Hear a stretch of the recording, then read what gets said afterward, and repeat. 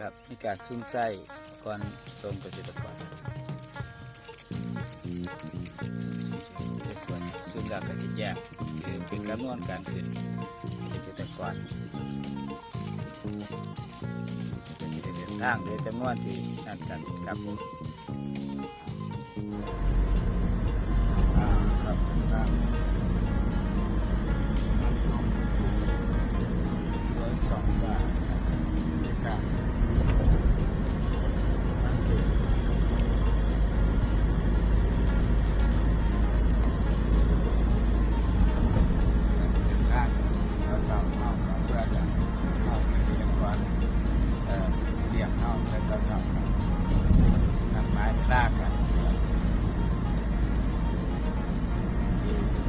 กัน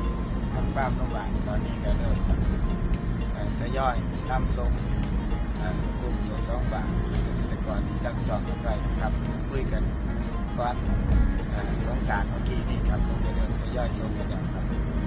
ยังสนใจท่านใดก็ลองติดต่อสอบถามมาครับผมงานต่อครับ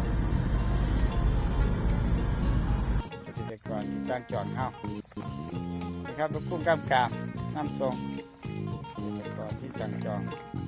หลังเมษาสงกรานต์นั่นแหละครับช่วยเหลือคอยเทลงกับความแข็งแรงของกุ้งเฮาจะเน้นความแข็งแรงครับคือทุกตัวก็คือทุกทางหอย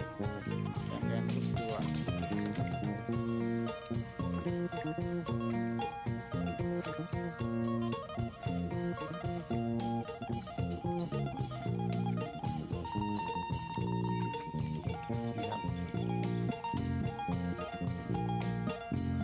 จะบอกวิธีดูแลจังได